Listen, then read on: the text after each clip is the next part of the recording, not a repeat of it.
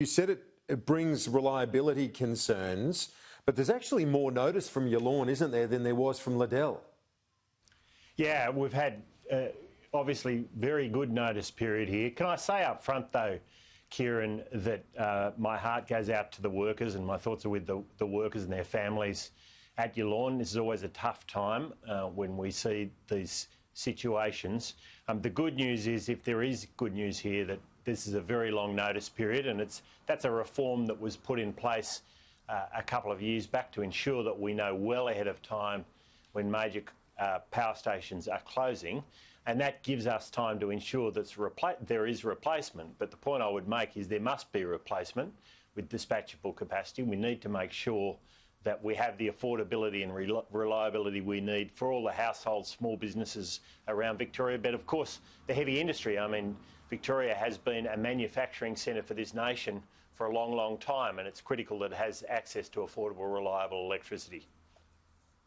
Minister, you set a target for the private sector to fill in terms of power generation vis-a-vis Liddell. Will you do the same in Victoria?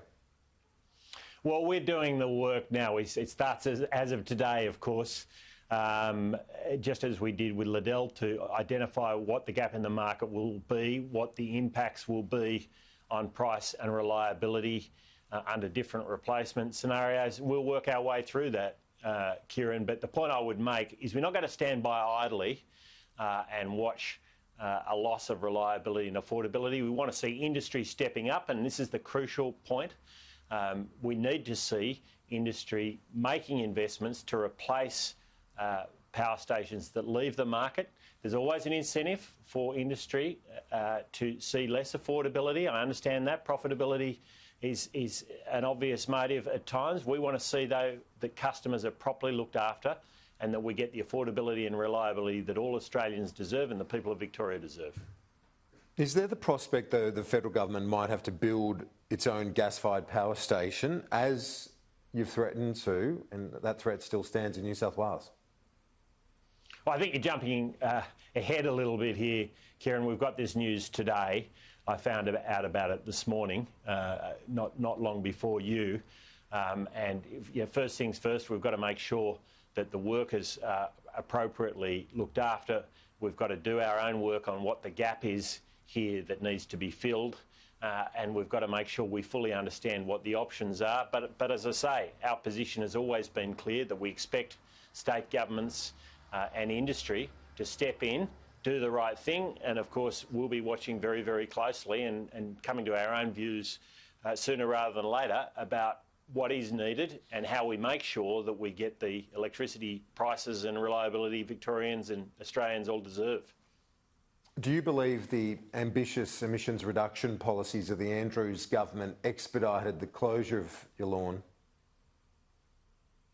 Well, look, there's no doubt that they've got very aggressive targets for intermittent energy coming into the system, and that has been a threat to the profitability of baseload generators. There's no doubt about that, Kieran. I think all the operators in the market will tell you that. What's critical, though, is that it's matched any new solar or wind, whether it's household solar or grid utility, large-scale solar. It's got to be matched with dispatchable generation. This is the critical point.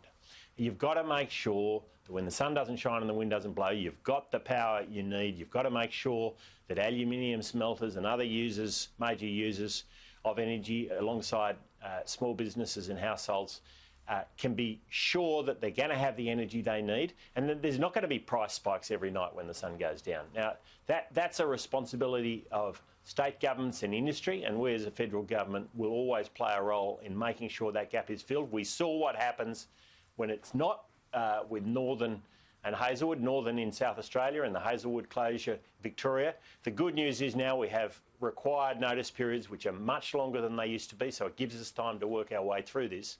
But it won't be good enough just to stand by idly and see prices go up. We won't accept that.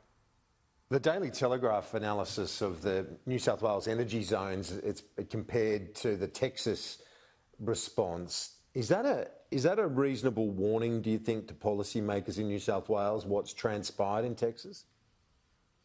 Well, we've seen warnings in many places, not just in Texas, Kieran. And the warning is, if you have lots of intermittent energy coming in, which you can't rely on when the sun goes down, you've got to have that balance in the system with the dispatchable generation. Now, that can be gas, it can be pump hydro, it can be coal, it can be many different sources.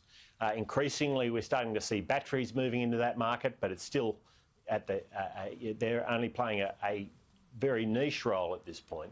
But you've got to have that balance in the system. And if you don't have that balance, you get the sort of outcomes that we've seen in many jurisdictions. We've seen it in South Australia, we've seen it in Victoria, we've seen it in Texas. And that balance with dispatchable generation that can be relied on under the worst possible circumstances, and of course they did face the worst possible circumstances in Texas, that balance has got to be there. And policymakers at state level, of course, participants, as well as the federal government, have all got to make sure they're aligned in making sure we've got that balance in the system. Minister, the State Department in the US yesterday issued a statement after the UK and United States held talks. John Kerry, Boris Johnson, Dominic Raab, the Foreign Secretary, all committing to net zero by 2050 at the latest.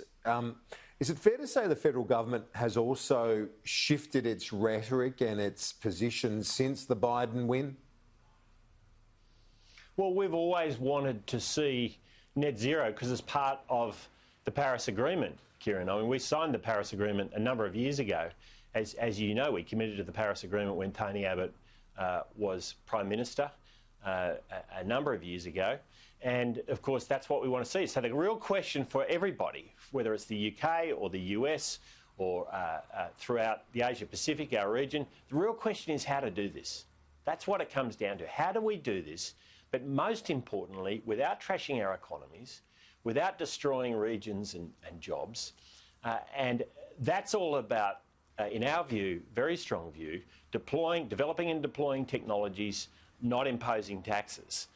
That means making sure that we've got the investment going into the R&D to get those low emissions technologies down to parity, down to the cost equivalent of their higher emitting competitors. And that means, fuels like hydrogen, making sure we get the cost of hydrogen down below $2 per kilogram, because we know at that point we'll see the uptake of that as a fuel which is competitive, effective, providing affordable, reliable energy. So that's what we want to see. It's the how that really counts from here. And you get to the same outcome. That we want to, we want to see. And your view is you'll get to that same outcome, basically. Is that your view, that you'll get to the same outcome? Despite the fact that you're saying, you've said this many times, you want the technology focus, not taxes. Others say, let's set the targets, but you're confident you'll get to the same outcome as the Biden administration, the UK, in terms of the trajectory. Are you confident of that? Well, we've been getting to the outcomes.